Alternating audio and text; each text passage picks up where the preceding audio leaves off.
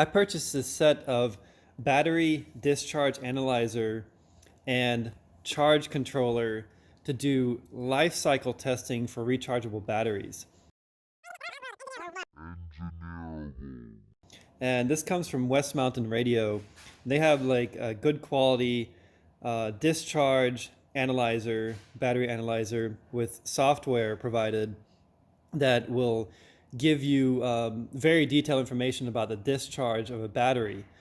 And then when you need to recharge it, they also provide a charge controller, which allows you to recharge the battery and do life cycle testing. So you can constantly do charge, discharge, charge, discharge. And the whole time, this CBA 4 unit is what they call it, which is the battery analyzer, will gather all the data to be able to analyze that later and display graphs of the charge and discharge cycles and what the data looks like. The main goal I'm trying to go for here is like a long span, looking at how a battery degrades, how that curvature of how a battery degrades over time in useful capacity as it's being charged and discharged, and seeing how many cycles that takes, and comparing that to the manufacturer's specs to see how accurate the manufacturer's specs are of the lifespan of a battery. Let's say 500 charge cycles for a lithium ion battery or something similar like that. So this first box, I purchased the Energy Science Lab Kit because there's quite a bit of savings of buying this because it gives you the full featured software. And let me look at the price list. So normally the battery analyzer by itself, which is this unit here, normally this unit by itself costs $180. And then it comes with a standard software, which the standard software was good enough to do the life cycle testing, everything I wanted to do, except the only thing the standard software couldn't do that I wanted to do was monitor the temperature and graph the temperature, and also the ability to stop charging or discharging if the temperature went too high, and then pause for a specific amount of time to allow the temperature to decrease, to allow the battery to cool before the cycle continues. That's an aspect that I wanted. There's also a lot more features to the advanced software that I'm not going to name here that it has over the regular software. But in general, the regular software will allow you to do everything you need, and it's included with the purchase price of this. Now, but the advanced software is $120 extra. So if I was to add up everything that came with this kit, it would cost a lot more than the price of the Energy Science Lab Kit. This Energy Science Lab Kit is kind of designed for schools and stuff to do experiments, science experiments, to show students what is the real energy difference between AAA, AA, C, and D batteries. How does aging affect battery life? How does typical usage affect battery life? So how does temperature affect battery performance? So just showing different experiments for students. But it's a nice little kit that they've put together. So it includes this CBA 4 analyzer. It's just the standard version of the analyzer, not the little bit more expensive calibrated, ultra calibrated one. Includes a temperature probe, which is normally $13 extra. This universal battery holder, so it's magnetic. It snaps onto both ends of a battery. That's normally $20 extra. Pigtails come standard with the kit. And so it plugs in. These are Anderson power pole connectors. Plugs in there. I bought a few extras of these Anderson power pole connectors to be able to set up different batteries, different setups, where I could just swap them out and plug them in.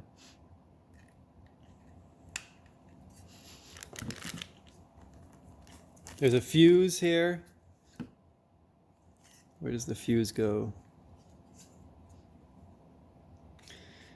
Fuse might be internal in here. You might have to open this up to change the fuse. It comes with a USB cable. So the USB connector's on this side. And you get the computer battery analyzer software, and this is the Energy Science Laboratory kit. It may just be that you have to enter a license to get the full version of the software. So I'll try to install that later and see how that works. Of course, you can only use this with the software.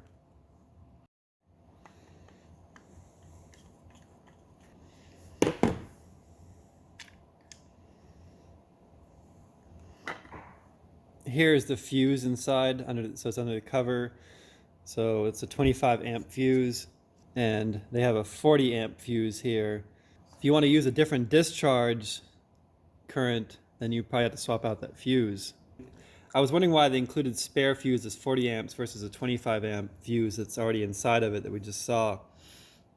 And it says it's supplied with a 25 amp fuse installed to give better protection from inadvertent reverse polarity connection, shorting the heat sink to the battery, or having external connections that cause ground loop shorts.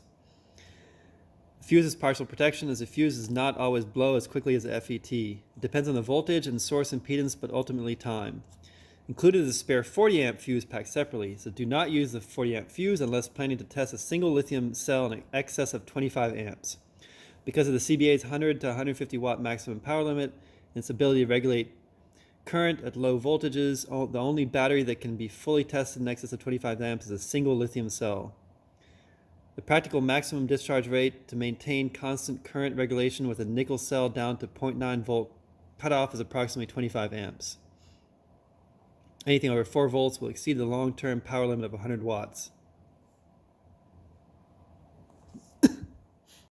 So another necessary aspect of being able to do the life cycle testing is a charge controller. And this charge controller is not the actual charger. It is basically just a computer-controlled relay that works with the software to turn the charging on and off automatically. So you can just set up life cycle tests, and this will control the charging circuit which charges the battery.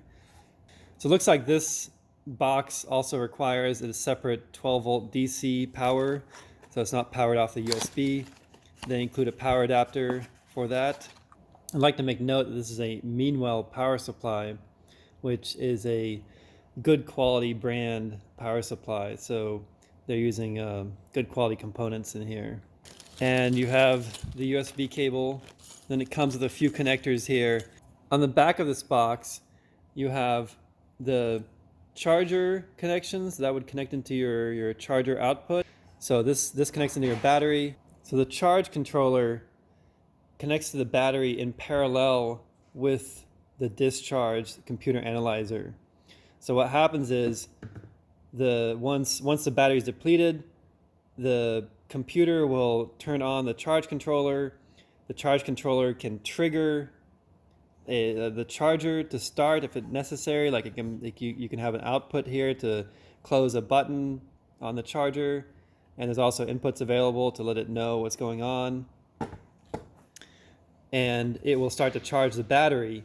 So once the charger has fully charged the battery, an LED or something on the charger can trigger the input on the charge controller, and it can know that the charger has officially said that the charge cycle is complete.